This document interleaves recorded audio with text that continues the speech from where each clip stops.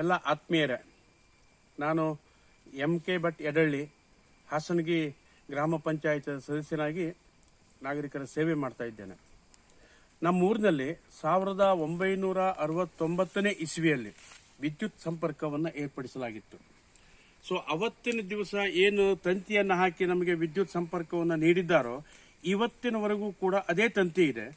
ಈ ಒಂದು ತಂತಿ ಇಲ್ಲಿಂದ ಒಂದು 10 ಕಡೆ ಕಟ್ ಆಗಿ ಬಿದ್ರೂ ಕೂಡ ಅದನ್ನೇ ಜಾಯಿಂಟ್ ಮಾಡೋದು, ಅದನ್ನೇ ಮತ್ತೆ ಟೈಪ್ ಮಾಡಿ ಹಾಕಿ ಈ ಲೈನಿಗೆ ಚಾರ್ಜ್ ಅನ್ನ ಮಾಡೋದು, ಈ ರೀತಿ ಮಾಡ್ತಾ ಮಾಡ್ತಾ ಬರ್ತಾ ಇದ್ದಾರೆ. ಇವತ್ತು ಅವಘಡ ಏನಾಗಿದೆ ಅಂತಂದ್ರೆ, ಇಲ್ಲಿ ಒಂದು ತಂತಿ ಕಟ್ಟಾಗಿ ಮುದ್ದಾದ ಒಂದು ಆಕಳುಕರು, ರಾಜು ಗಣಪ ಸಿದ್ದಿ ಇವರಿಗೆ ಸೇರಿದಂತ ಒಂದು ಆಕಳುಕರು ಅಸುನೀಗಿದೆ. ಸೊ ಇದೇ ರೀತಿ ಪ್ರಕರಣ ನಸೀಬಕ್ಕೆ ಇವತ್ತು ಆ ರಾಜು ಸಿದ್ದಿನೇ ಕೂಡ ಆಕಳಕರವನ್ನು ಹುಡುಕ್ಲಿಕ್ಕೆ ಬಂದವಾಗ ಅದು ಐಬೆಕ್ಸ್ ತಂತಿ ಮೇಲೆ ಅವನು ದಾಟಿ ಹೋಗಿದ್ದಾನೆ. ನಸೀಬಕ್ಕೆ ತಂತಿ ತಾಗಿಸ್ಕೊಳ್ಳಿಲ್ಲ, ಬಚಾವಾಗಿದೆ ಅವನ ಜೀವ. ಸೊ ಇಂಥ ಅಪಾಯಕಾರಿಯಾದಂತಹ ಈ ವಿದ್ಯುತ್ ಲೈನ್ ಅನ್ನ ತೆಗೆದುಹಾಕಿ ಹೊಸ ವಿದ್ಯುತ್ ಲೈನ್ ಅನ್ನ ಸಂಪರ್ಕ ಕೊಡಿ ಅಂತೇಳಿ ನಾವು ಹೆಸ್ಕಾಂಗೆ ಕೇಳಿ ಸಾಕಾಗಿದೆ. ಇವತ್ತಿನವರೆಗೂ ಕೂಡ ಬದಲಾವಣೆ ಮಾಡ್ಕೊಡ್ತೇವೆ ಅಂತಕ್ಕಂಥ ವಿಚಾರದಲ್ಲಿ ಹೇಳ್ತಾರೆ ಹೊರತು ಮಾಡಿಸ್ಕೊಳ್ಲಿಕ್ಕೆ ಆಗಲಿಲ್ಲ.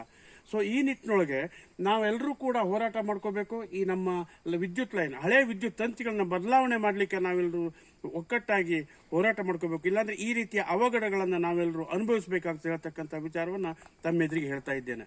ನಮಸ್ಕಾರ.